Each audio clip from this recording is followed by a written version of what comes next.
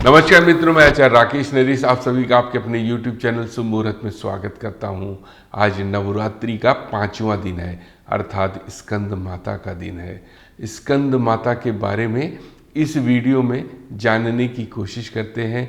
वे कौन हैं और उनके बारे में क्या कथा प्रचलित है। स्कंद माता भगवान कार्तिकेय की माँ है। उनके बारे में कथा प्रचलित है कि जब संपूर्ण जगत में असुरों का साम्राज्य स्थापित होने लग गया था, देवता परेशान हो गए थे, तब सभी ने उनकी पूजा आराधना करी और उनको प्रसन्न किया। तब भगवान शिव के साथ उन्होंने विवाह करके भगवान कार्तिकेय को जन्म दिया, जो देवताओं की सेना के सेनापति बने और तारकासुर जैसे बड़े असुर का वध किया और इस सृष्टि से संपूर्ण असुरों को समाप्त किया। स्कंद माता का स्वरूप बहुत ही भोला और ममता और करुणा भरा दिखाई देता है। कहते हैं उनकी कृपा भगवान भोलेनाथ की तरह ही है। वे अपने भक्तों के ऊपर थोड़ी सी पूजा से ही प्रसन्न हो जाती हैं, क्योंकि उनके इस स्वरूप को माता का स्वरूप माना गया है। अब एक संतान को जन्म देने वाली माता का स्वरूप माना गया है। इनकी पूजा आराधना करने से जिनकी संतानें नहीं हैं उनको संतानों की प्राप्ति होती है, और जो संतानें से दुखी या परेशान हैं उनकी संतानें भी उनको सुख देना आरंभ कर देती हैं। ये माता करुणामयी हैं, दयालु हैं, कृपालु हैं। इनकी 4 भुजाएं हैं। वे 2 भुजाओं में, 2 हाथों में कमल को धारण किए हुए हैं और एक हाथ में कार्तिकेय भगवान को, और चौथे हाथ से वे भक्तों को आशीर्वाद और कृपा प्रदान करती हैं। तो आप सोच सकते हैं वे कितनी करुणामयी होंगी, जिनके तीनों हाथ में शुभता ही निवास करती है। उनके चौथे हाथ से किस प्रकार का आशीर्वाद हम सबको प्राप्त हो सकता है। तो माता स्कंद माता की उपासना करने से आपके सारे कष्ट, सारी बाधाएं, संपूर्ण पाप नष्ट हो जाते हैं। आपको संतान की भी प्राप्ति होती है।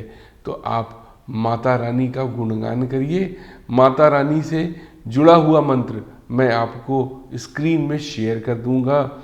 माता स्कंद माता बुध ग्रह को भी नियंत्रित करती हैं। बुध ग्रह से जुड़ी हुई राशियों पर माता रानी की असीम कृपा इस नवरात्रि में बरसने वाली है।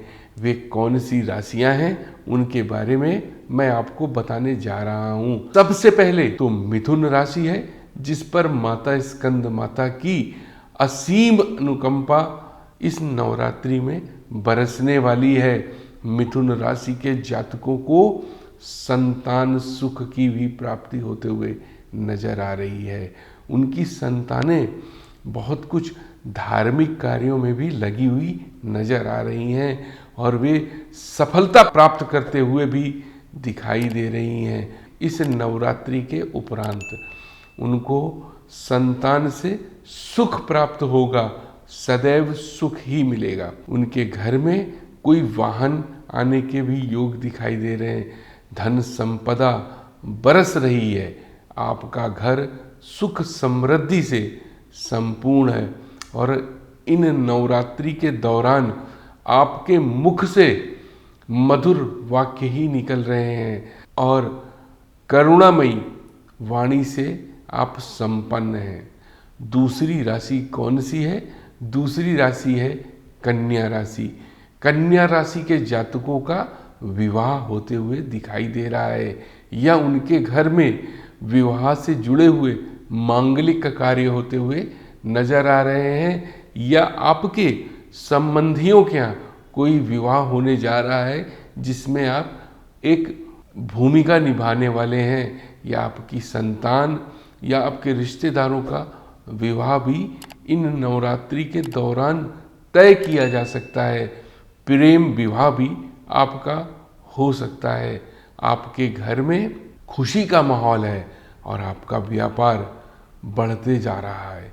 नौकरी पेशा लोगों के साथ लोग जुड़ते जा रहे हैं, अर्थात आप किसी टीम के लीडर बनते हुए नजर आ रहे हैं या आपको कोई नई जिम्मेदारी दी जाने वाली है और प्रमोशन के साथ। तीसरी राशि कौन सी है? तीसरी राशि है मीन राशि। मीन राशि के जातकों को कोई आध्यात्मिक सुख की प्राप्ति होते हुए दिखाई दे रही है। घर में संतान सुख भी आने वाला है। संतान से जुड़ी हुई बहुत सारी चीज़ें आपको प्राप्त होते हुए नजर आ रही हैं। आपकी संतान इन्हीं समय में विदेश यात्रा करते हुए या विदेश को जाते हुए नजर आ रहे हैं, जहां पर उनको बहुत सारे अवसर प्राप्त होंगे और इस वर्ष में आपके भी विदेश के कई चक्कर लगने वाले हैं।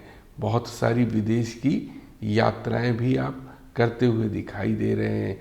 तो ये वे 3 राशियां थीं जिन पर माता स्कंद माता की असीम अनुकंपा है। इन 3 राशि के जातकों पर माता स्कंद माता की असीम अनुकंपा बरसती रहेगी। यदि आपको मेरा ये वीडियो अच्छा लगा हो तो प्लीज़ इस वीडियो को लाइक कर दीजिए और अपने सभी मिलने जुलने वालों को शेयर करिए ताकि उनको भी स्कंद माता की कृपा प्राप्त हो जाए। मिलूँगा अब अगले वीडियो में। तब तक के लिए माता रानी के गुणगान करिए, उनकी पूजन करते रहिए। जय माता दी, जय माता दी, जय माता दी।